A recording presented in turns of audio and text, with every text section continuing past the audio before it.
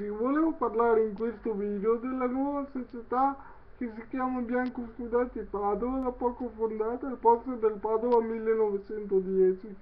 Spero che questa nuova fondazione porti gioia ai tifosi padovini, perché ne abbiamo bisogno, perché dopo molti anni essere ne abbiamo bisogno, perché dopo molti anni la squadra è retrocessa prima in Serie C e adesso ci tocca ripartire dai dilettanti. Non è una cosa giusta, perché per colpa di altre persone il Padova si è ridotto così.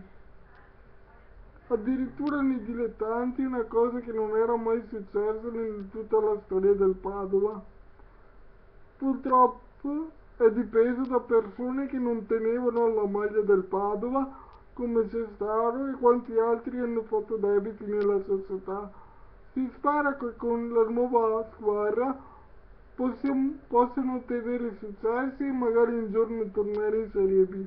E quello che mi aspiro di vedere una squadra che, che lotta e che tiene alla maglia, perché tutti quei giocatori che hanno giocato negli ultimi anni, soprattutto quello in Serie B, quello lì, quelli in Serie B non tenevano la maglia ultimamente, e ho notato un certo menefreismo anche della società che c'era prima, perché non pagavano i giocatori, secondo me.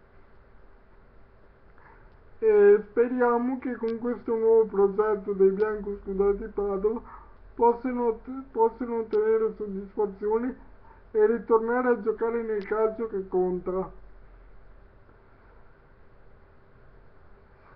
Tutto questo è quello che mi auguro e spero di rivedere una squadra che lotta, che combatte per la maglia, valori importanti, una società altrettanto importante e tutta una serie di cose che facciano sì che la gente vada allo stadio per divertirsi e non per fare casini o fare violenza e tutte queste cose che non servono a niente nel mondo del calcio.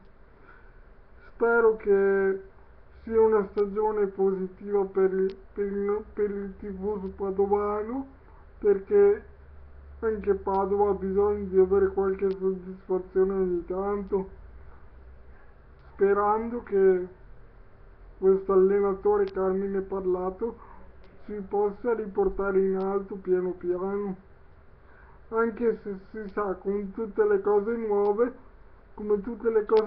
ci vuole il suo tempo e non si può pretendere tutto subito, come, come è normale che sia, insomma, con la speranza di vedere una squadra che lotta e che tiene gente che tiene e gente soprattutto che si tenga la maglia e non menefreghismi che fanno le 3 di notte non comportandosi da giocatori professionisti. Si sa che ripartire dai dilettanti serve a far capire che bisogna impegnarsi nel lavoro come in tutte le cose. Questa è la mia speranza e spero insomma che tutto questo possa avverarsi in pochi anni, aspettando che una squadra padovana ritorni nel calcio che conta. Auguro buona estate a tutti, un saluto grande ai tifosi padovani, alla Martina Moscato, a tutti quelli di Telenuovo che amano i colori bianco-scudati. Ciao a tutti da Samuele. Ciao ciao. Ciao ciao.